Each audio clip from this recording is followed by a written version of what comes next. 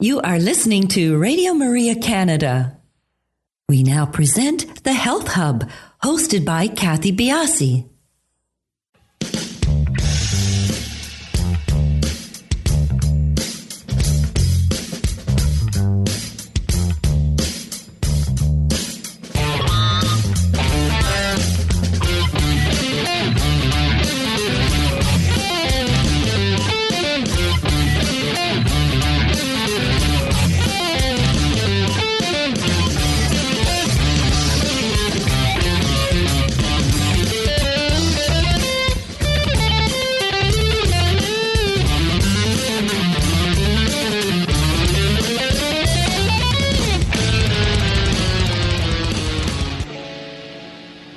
Good morning, everyone, and welcome to the Health Hub. I'm Kathy Biasi, your host, and along with our producer, Alex Diaz, we would like to welcome you to our show this morning. Good morning, Alex. Good morning, Kathy. How are you keeping? I'm keeping well. How are you keeping? I'm fortunate that I'm inside, keeping nice and warm. Of course, we've had our most recent first snowfall today. First snowfall. Winter is here. And I saw so many of my neighbors outside shoveling, and it's just a reminder of what's coming around the corner in terms of the season of Christmas. Which is yes, exactly. It's kind of pretty. The snow is pretty. We had a couple of dreary weeks in November, so it's kind of nice to get that light dusting. I don't know if it'll stick around, but it's nice to have the change. It is. Today's show is being taped, so no opportunity for calling in, but please do follow us on our social sites. We are on Instagram, Twitter, and Facebook, and we are at the Health Hub RMC on all three locations. And feel free to email us at thh@radiomaria.ca. And do subscribe to our podcast, where you can download all the wonderful information from all of our guests. We are the Health Hub on iTunes, SoundCloud, Spotify, and all your favorite podcast platforms. And you can also find our podcast on the Radio Maria Canada website, which is radiomaria.ca, and on my website, which is kathybiasi.com. My son asked me a while ago, and I wrote about this just recently, is it better to eat raw or cooked food? And I had my opinions, but I thought, you know what? My son is very, very intelligent, and I thought he had the answers before I was ready to give them. So I thought I'm gonna research this a little bit before I give him my thoughtful answer. And of course, in the grand scheme of thing, Alex, a well balanced diet, a nutritious plant-based diet is the best thing. The debate between raw and cooked isn't really that critical for most people, but there are some people that tend to say raw is always better. Some people, I guess, say cooked is always better, but it doesn't always fall in one or the other camp. Right. There are several nutrients that are destroyed, some vitamins that are destroyed in cooking, while others become easier to absorb, more bioavailable when you cook them. Yeah. So when some nutrients are heated, they tend to degrade. And this may be from the heat, from steaming, boiling, roasting, or frying. Vitamin C and B are vitamins that are more delicate and susceptible to losing their value if they're heated. The second reason why foods high in vitamin C are best eaten raw is that they are water soluble. So what this means is that when fruits and vegetables are cooked, some of the vitamins go into the water. They dissolve right into the water, so they seep out from the nutrients. Now, one way you can sort of counteract this is using the water that you've cooked your vegetables in for gravy, for instance, or keeping it or using it for stocks. But generally speaking, the water-soluble vitamins in food contain them are better eaten. If you're trying to get this from the foods, the vitamin C and B are better eaten when they are in their raw form. On the other hand, there are some foods and some nutrients that are more bioavailable when you cook them. So certain orange and red beta-carotene-rich veggies like tomatoes and carrots and sweet potato can help make pre-vitamin A more absorbable when you cook it. another nutrient called lycopene, which is found a lot in tomatoes. This is where most commonly found in tomatoes, is better potentiated when it's cooked. So the last issue with the raw and cook thing is that some people whose digestive systems may not be able to withstand very fibrous foods, doing a light sauteing can be advantageous for them eating the food. So vegetables like kale can be really fibrous for some. So a light sauteing will help for them to enjoy their food better and make it more accessible for people. So I just wanted to touch on that because it is a controversy that seems to swirl every now and again, but pros and cons to each. So take that with a grain of salt, everything that you're cooking and eating, and know that it's always not one way or the other. I like that. Take it with a grain of salt while you're cooking. Yeah. Throw a little salt in there. Well done. Today's guest is Daniel E. Kennedy, and he is a healthcare executive, counselor, author, and filmmaker. His passion for disease prevention was ignited professionally while working with thousands of cancer patients and personally by witnessing the cancer and heart disease related to deaths of his grandmother, uncle, aunt, and father. His philosophy is simple. It's not good enough to live a long, sick life when there's the opportunity to live a long, healthy life. Through the process of writing and host-writing 15 books on cancer and heart health, Daniel honed his skills necessary to create, write, and direct the 8-episode Healthy Long Life documentary series. His relationships with researchers and clinicians developed over the last 3 decades has given him access to the world's top experts on healthy life expectancy. The Healthy Long Life documentary series is a global celebration of life, food, ancient healing traditions, dance, and music. It's a feast for the eyes and food for the brain. It uncovers longevity and health secrets from all around the world. The learning points today, we have a lot of them. We go over a lot of information in this discussion. What is the paradox of longevity? What is key to living a healthy long life? And how can curiosity about health inspire us to go down the right path? So all of these things and so much more will be talked about with Daniel Kennedy in a few minutes. So please stay tuned.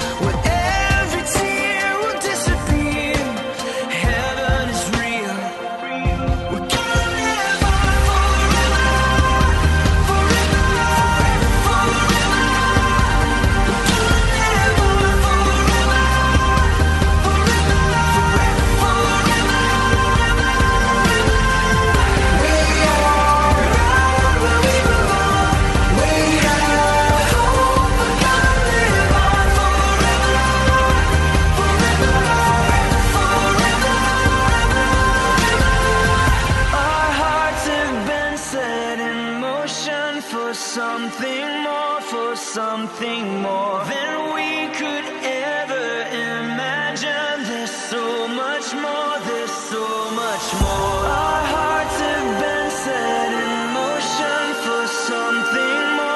for something more than we could ever imagine. There's so much more, there's so much more.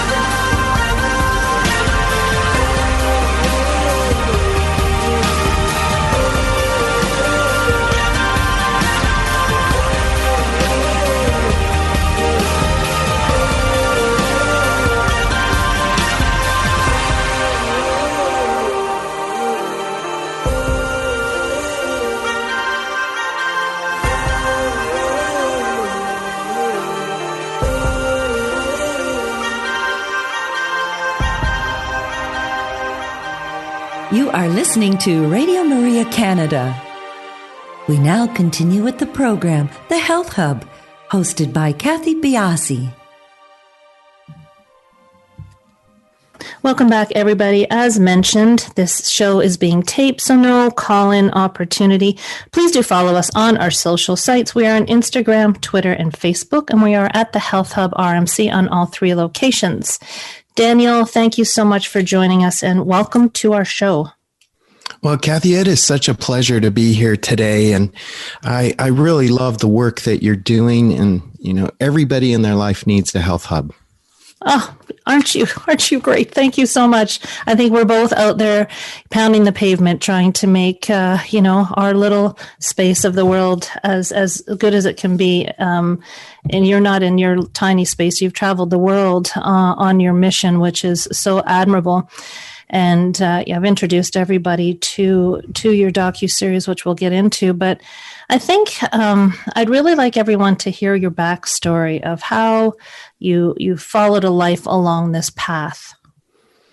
Yeah, my backstory is really what led me to film Healthy Long Life in 13 different countries, looking for how can we not only live longer, but actually be well. I don't want to spend the last 10 years or 20 years of my life where my social calendar is full of doctors. It might sound like, oh, wow, all your friends are doctors. Nope, that's just how I have to spend the last 10 years of my life.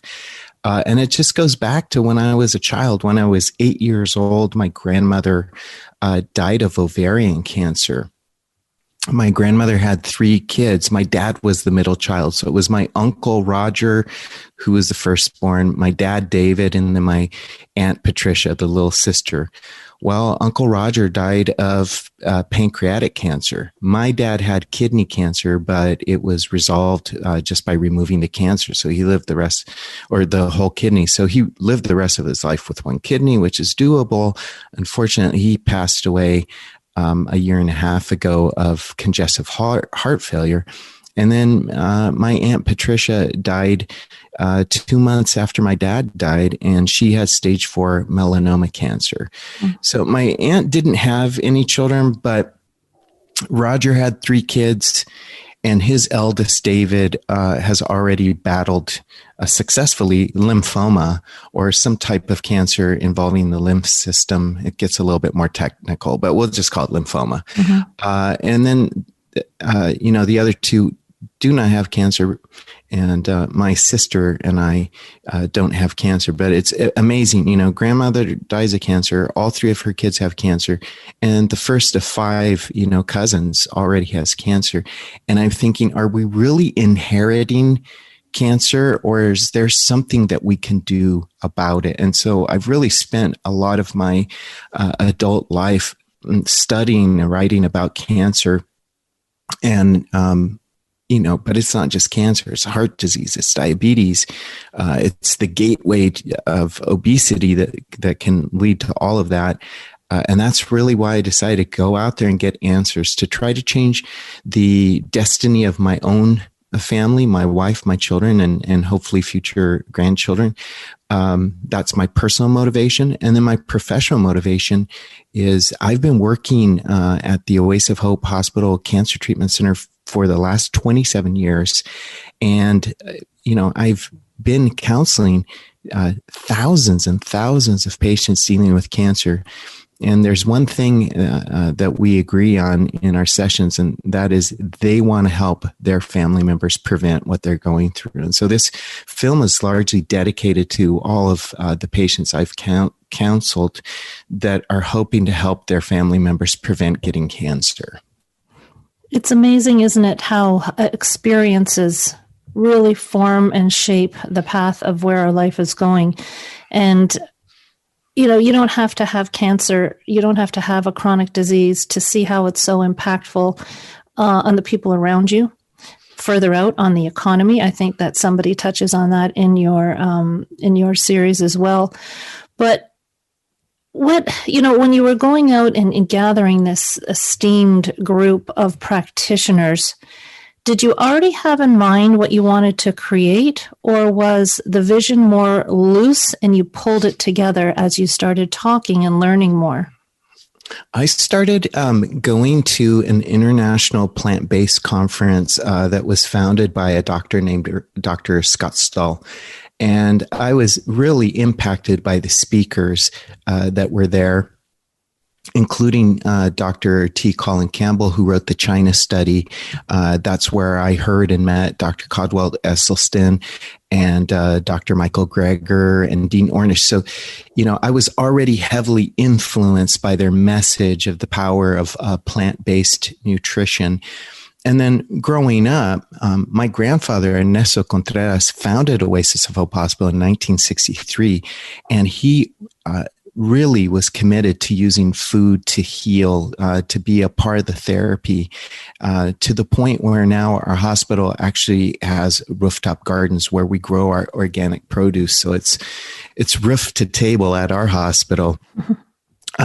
So I was already kind of going out there with this idea that food would heal. And initially I was going to call the documentary Eating Well, Living Long.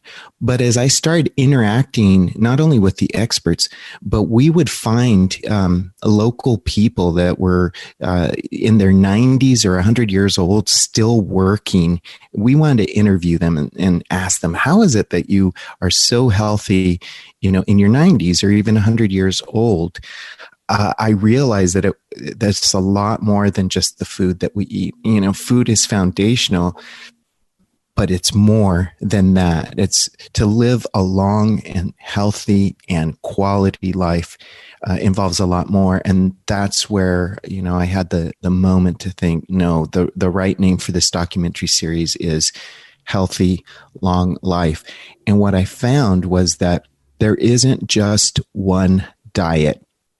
In these longevity capitals, people are eating different types of diets. And so that was a real eye-opener to me. And I decided I wasn't going to go out there and preach my own point of view and my own convictions on diet. I was just going to share the information from the experts and then from the actual people that live well into their 90s healthy, and let the viewer decide. Because when you get your own information and you make your decisions, you're going to stick with it a lot more than reading some book and getting on some crash diet program. That will go away. You need to make slow changes that you really believe in to have lasting effects. And so that was kind of my idea, is like, just show what's really out there. Don't try to preach your point of view. And I think that is so powerful, because oftentimes when, you're looking at authors, you're looking at scientists, they're looking to prove a predetermined point in their head, or they've got a theory, obviously, and they're trying to prove that. But when the information is coming to you, when you're soaking it in, it's a beautiful way to share it just by letting the story flow. Because I think, we're coming to that age of personalized medicine, personalized nutrition. And I think people like you are really pushing this idea that there's no one way. And I think the power in that is that people won't feel stuck in some lifestyle that they don't find is congruent with the way they are. And I think to liberate people with your film and your word is profound. Well, I really love the experts that have their point of view and all the science to support it, and they're on the extreme. I cherish them. People like Dr. Campbell, who wrote the China study. He is one of the kindest people, and his wife, Karen, are just some of the kindest people. And they make you feel instantly like you're their family. And I love the kind of the extreme view, like it's this way, because we need us as the general public, we need people with extreme points of view to get us to just move a little bit in the right direction. I feel like that's so necessary. But even when I was interviewing Dr. Campbell, I asked him about the China study. And I said, so are you telling me that you have to eat plant-based foods and you can't eat any animal protein or dairy products to not get cancer? And I loved his answer. He said, no, I'm not saying that. What I'm saying to you is that the data, based on 20 years of studying the same people, tens of thousands of people, suggests that the closer you are to a plant-based diet, the lower your risk for all chronic degenerative diseases like cardiovascular disease, diabetes, and cancer is. And I love that answer because he didn't push you and say, well, this is the one thing. He just said, well, the closer you are, the lower your risk is. And I think that allows people the opportunity for the individualism right there, because I think we are at that point right now where we know that including plants, vegetables and fruits and grains into your diet is key. But there are people, and I think studies point this way too, that do benefit from having a bit of meat. But I think the overall message, as he was trying to say, or as he did say to you, was that going in a plant-based direction is correct. But he did give that opportunity for individualism. And I think when people feel that they don't have to be pigeonholed, I think that the inquiry and I think that their desire to expand their knowledge gets pushed. I'm not sure if you see it that way, but for me, when I'm working with people and they, I can see by the look on their face, they're thinking I'm going to make them eat tofu and, lima beans. And I say, no, let's work. Let's see where you're at. All of a sudden, the shoulders relax and they're more able to listen and make necessary changes. Do you find that? I do. And I really run into a lot of people where it seems like their diet is their religion and it's divisive instead of uniting. And, so if I'm plant-based, I like to not be disruptive to other people's lives. I want to connect with them and not push my belief on them. And to me, it's very, very much like religion. And I tell people, look, if you have your religious convictions, don't push it on people and just miss out on this incredible opportunity to connect with people of other belief systems. Instead, hey, if a person wants to know, about me and my Christian life, and they would like to live a Christian life too, ask me, I'll share. But if you don't ask me specifically about that, I'd rather you just get to know me and my heart for who I am. And I want to get to know you and who you are for who you are. One of the best experiences that I had filming this was in a temple in Kyoto. And I was speaking to the deputy priest there in this temple. His family had been in charge of the temple for 5 generations, which isn't really that long because the temple is ancient, but still 5 generations. And he's a Buddhist priest, and I'm actually an ordained Christian minister. And boy, did we connect. And we agreed on, like 95%. And when the camera stopped rolling, we just continued the conversation. And I look forward to going back and visiting, my new friend. Well, I feel it should be that way about food. We should be able to sit down and, hey, if I'm not going to eat the meat, well, and you are great, more for you, and slide over your veggies to me. We can still be friends because I'm on my path and you're on your path.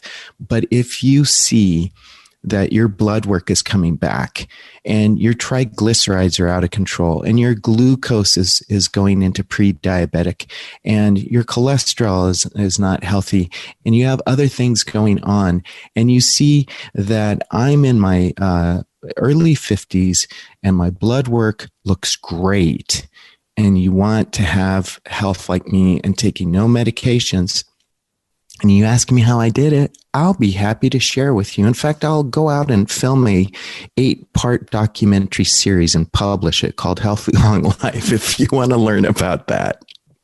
It is profound. People, I think, learn best by example. And, if you're resonating health and you're resonating happiness, people will gravitate and will want to learn more. And I think that, bringing together these experts in this film, it just increases people's questioning and their desire to learn more because of the platform that you're speaking on. Now, was there one thing from all of the guests that you learned that surprised you? Well, I would tell you that I was surprised that the experts around the world have different opinions. We all just want this absolute truth, and we hope that all the scientists will agree. But I spoke to researchers at Cancer Research UK, at the Max Planck Institute, at the World Health Organization. We went to the headquarters in Geneva and spoke to the head of nutrition for the whole, world.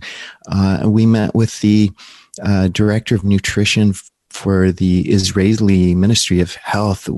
We spoke to the former president of Beijing University and went to India, to Delhi University. And I got different opinions from everyone except for one thing. What they all agreed on was that reducing the amount of calories that you intake in a day as a daily habit, eating less calories will absolutely extend your life. And that was kind of like the moment that I was like, wow. So, we all know, especially in the United States, that we are overeating. The portion sizes in some restaurants, we should probably be feeding a family of 4, not just one person.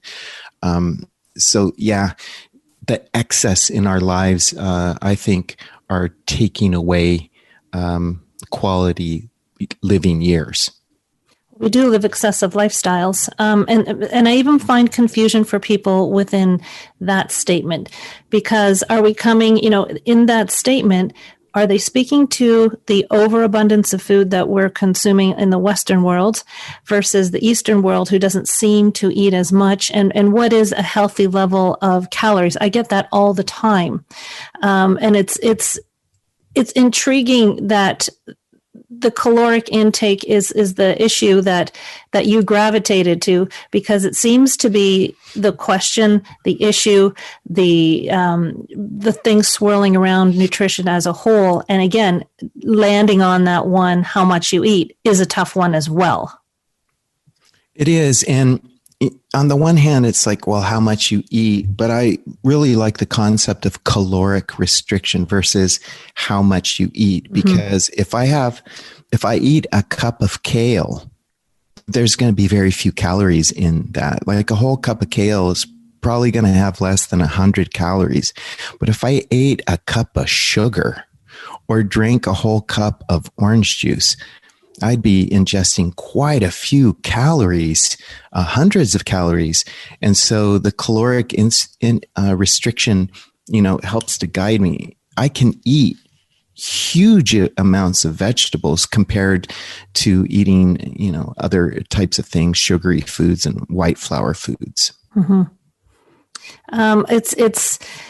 again, this is something that, nutrition is becoming so much of a field of study now. And I think what I like about what you're doing is you're dealing with these experts in the area, but it's on a level that people can relate to.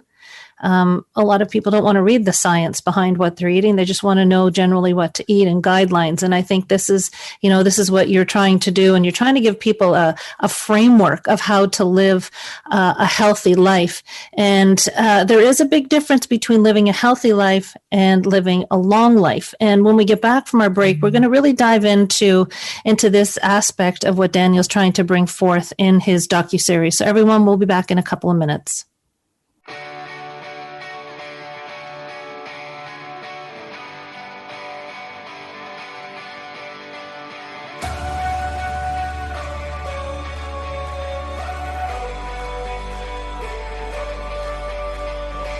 Stopped on the day she heard him say, I don't love you anymore.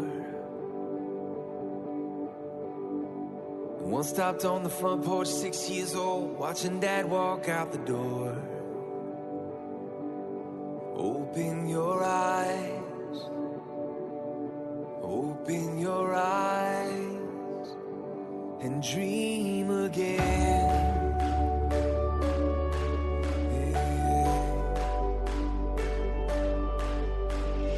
One stopped when the doctor said you'll never have a baby of your own. And one stopped after 2 attempts at rehab, couldn't help him get control.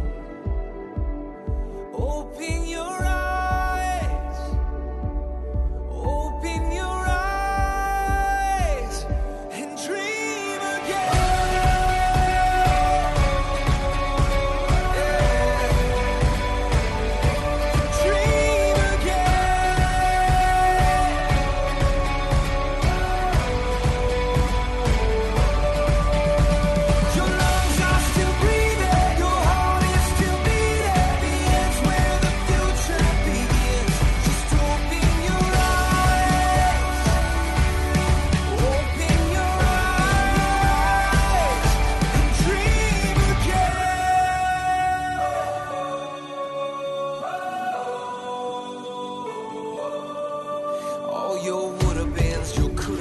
Your shoulda beens, just give them all to me. Take one last look at who you were, and now let me show you who you still can be. Open your eyes, just open your eyes, and dream again.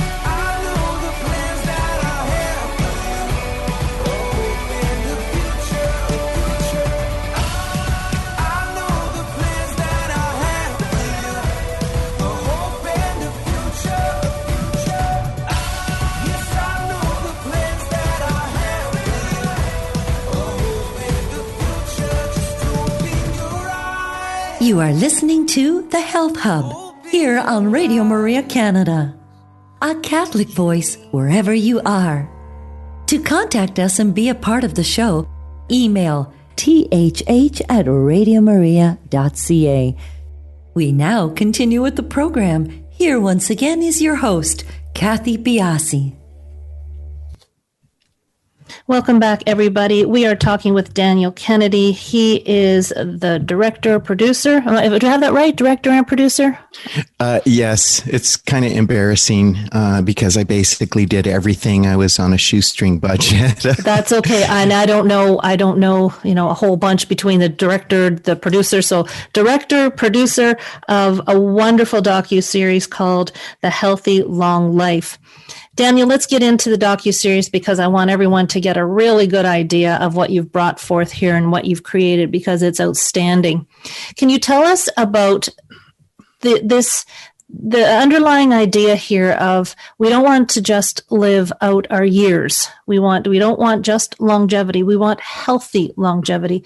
What is your science telling you about the difference between the two?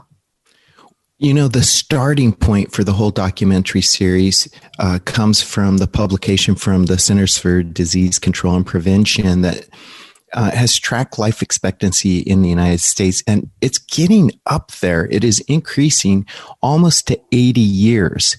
But they also publish the healthy life expectancy. So life expectancy is 79.8 years. But the healthy life expectancy is only 69.6 years, something like that. So there's about 10 years difference. Now, what does that mean? If you're born today, you have a life expectancy of almost 80 years. However, only 70 of those years will be spent in health. 10 years of your life will be spent in suffering, sickness, disease, and crushing medical bills. You had mentioned in the first half of your program that, some of my experts talked about the medical bills. And Dr. Michael Clapper said that economic studies on healthcare show that 90% of the healthcare dollars are spent in the last year of life. That's crazy. And then there's other economic studies that put healthcare expenses as one of the top 5 reasons for bankruptcy in the United States. And that's even if you're insured, because insurance will only take you so far. And so my question as I set out to film was, do you want a healthy, long life, or do you just want to live long? And the answer is, I want to be a grandpa that's surfing with my grandkids. I don't want to be a grandpa that's being pushed around or dollied around because I can't get up and walk. And, God bless all of the people that are in suffering and pain. My dad was somebody that, I remember he made the effort to make it to my daughter's high school graduation and my youngest daughter's junior high graduation. And we had to take him, and he was, in such bad shape that sitting on the bleachers, I had to sit right behind him and I had to hold his body up. And boy, my arms were tired by the end of the graduation. And I was thinking, if I could make it to my grandkids' graduation and be able to walk in and sit on my own power, that would be an accomplishment. And so my documentary series gives all kinds of information on how to live a healthy, long life. And I set out to talk to the world experts, but I also set out to talk to people that were in their 90s and still working, maybe working their family farm. And I also set out to speak to practitioners of ancient healing methods, because I think, wow, civilization has arrived without any pharmaceuticals and survived. Pharmaceuticals have only been around for the last century. It's incredible. And so, I'm sorry about that. Pharmaceuticals have only been around the last 100 years or so. So how did the world get to this point without them? And so that's really what we go and explore. Can you list all of the, or is it too many? Can you list all of the experts you had on the show so people get a good broad sense of how far and wide you've gone to collect your information? Yeah, it is a quite a long list, but I'll start with the names that people really would recognize. We interviewed Dr. Michael Greger. He's on the New York bestsellers list or New York Times bestselling list with his book How Not to Die. We interviewed Dr. Caldwell B. Esselstyn and Dr. T. Colin Campbell, Dr. Dean Ornish. We interviewed an oncologist named Dr. Delia Garcia. I had already mentioned that we interviewed the director of nutrition for the Ministry of Health in Israel and Cancer Research UK. We interviewed the director of early diagnosis and detection named Sarah Hume. At Max Planck Institute, we interviewed the researcher Sebastian Gronke. We interviewed the chair of chemistry in University of Delhi. We really went around the world. We interviewed a researcher at the University of Shizuoka in Japan, and 3 different professors, experts in traditional Chinese medicine in Beijing, China, and did interviews in Mexico City. So we tried. Well, I have to mention Dr. Satya Prakash, who is a lead professor at McGill University, and he runs research on a model of the gastrointestinal tract. There's only 3 in the world, and so I actually filmed that, and that comes, and we talk about the microbiome and how important that is. So it is really a broad look, and you get plenty of opinions, and I feel that will help take you to truth. If you can get a broad look at things from around the world, not just one single feed here in the United States, I think you can find some handles to grab on to get you on a path to health. Well, it's truly integrational, right? It's truly bringing together different concepts. And this, again, is getting back to education for people, but also what resonates. We have history, we have tradition, and, sometimes trying to pick up a book and follow a diet because the book has sold so many copies, it may not work for you. And I think that that's an important thing. So I think expanding knowledge and getting people inquisitive. I think when you're inquisitive, then you get led down this path of knowledge. And I think that that is key. Now, is it when you were talking, you interviewed also a number of cancer survivors, and did you also interview other people that were, dealing with chronic illness as well? Yes, we did. And but most of our interviews were with cancer survivors, but we did speak with people that, had turned their life around with cardiovascular disease as well.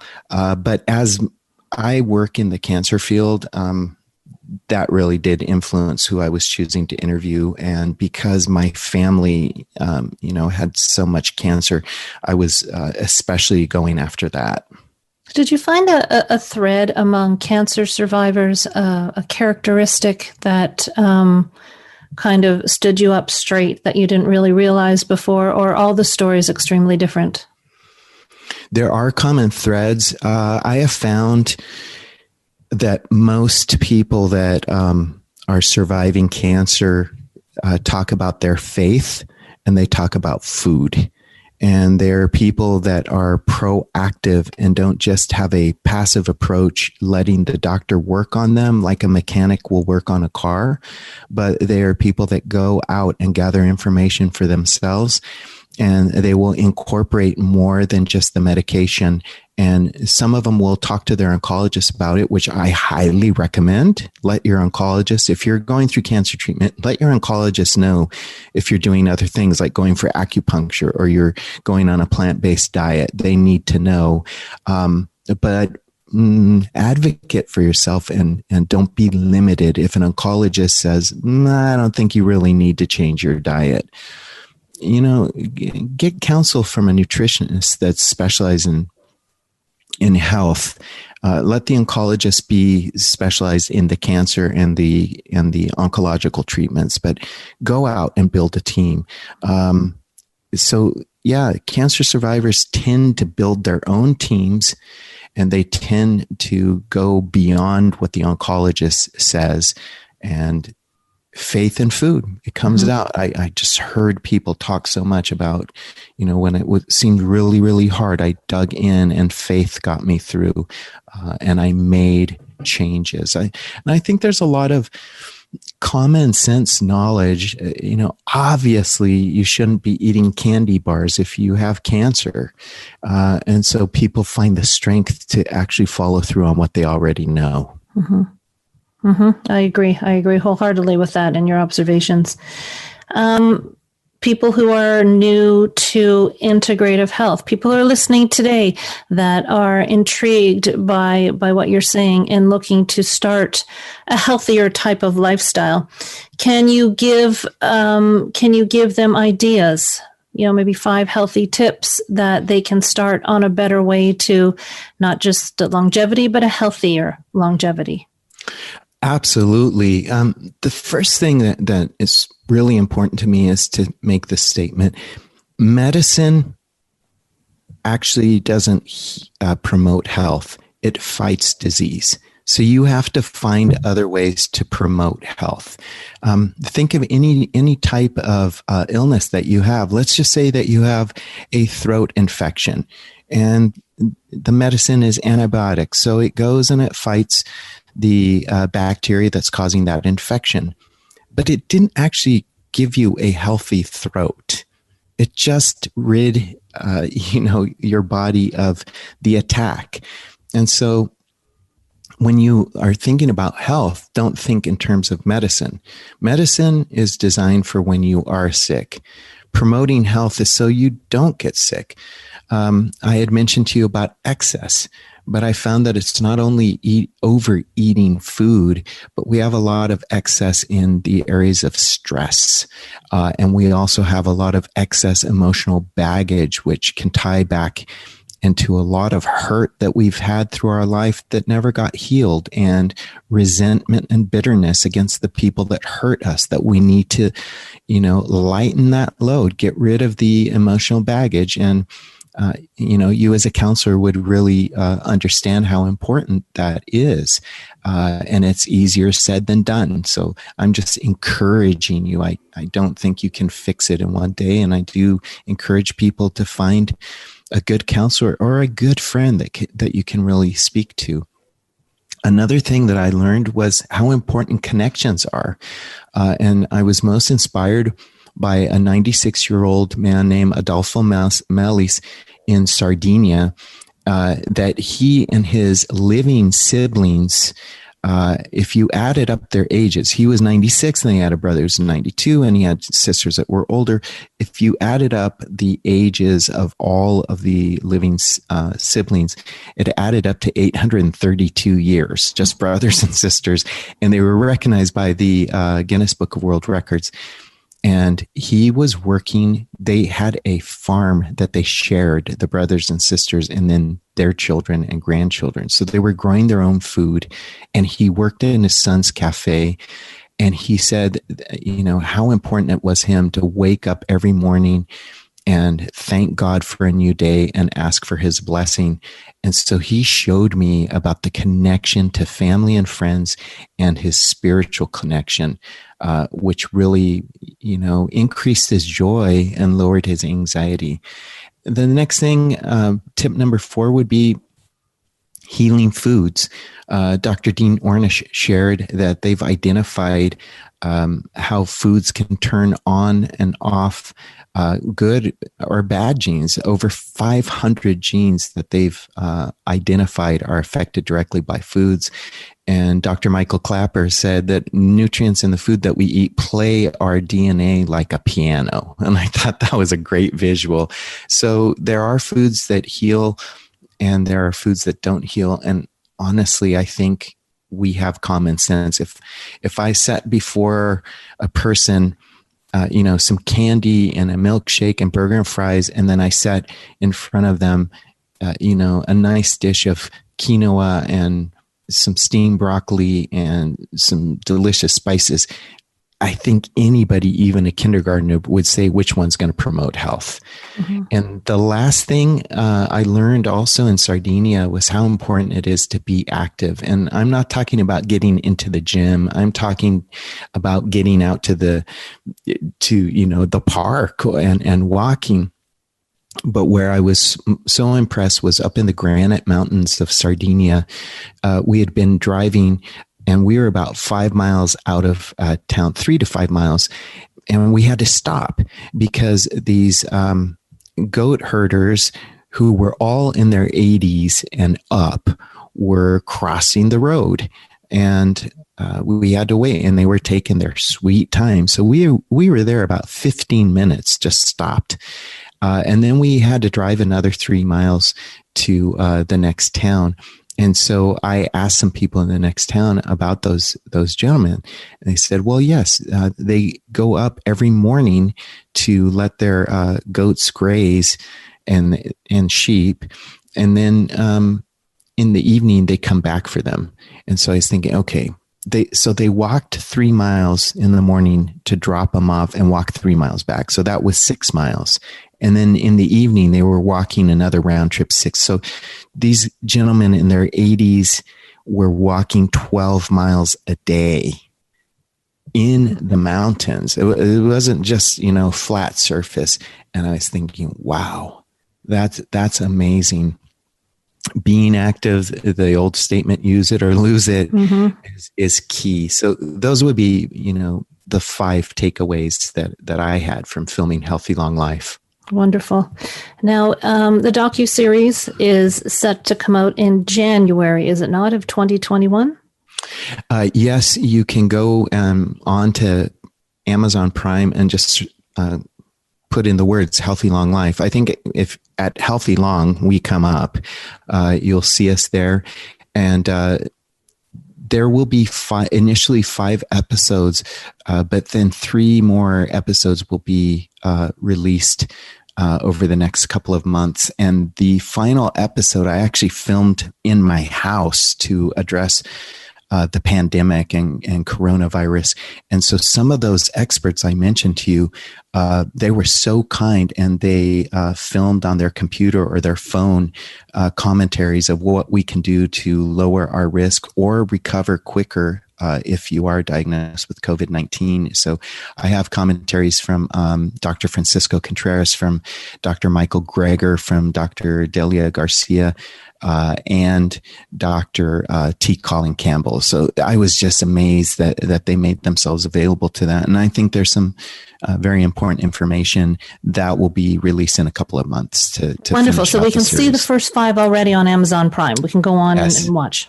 Yes, please. Terrific. Daniel, thank you so much for not just coming on our show today, but for the work you do. You and I share a very common ideology of health. And, you've spent a lot of your life working for the betterment of people. And I think this is, this culmination of work to date. I know there's a lot more left to do, but is just a wonderful testament to what you're doing. And everybody, please take the time and watch this. It's quite beautiful. I've seen some intros, and I've read some work about it. So I will be sitting down and watching it. This is my next tee up on Amazon Prime. But Daniel, thank you again so much for joining us on the Health Hub today. It was such a pleasure to be with you, and thank you for the great work that you and your team are doing as well. Oh, thank you, Daniel. Everybody, we will talk to you next week on the Health Hub.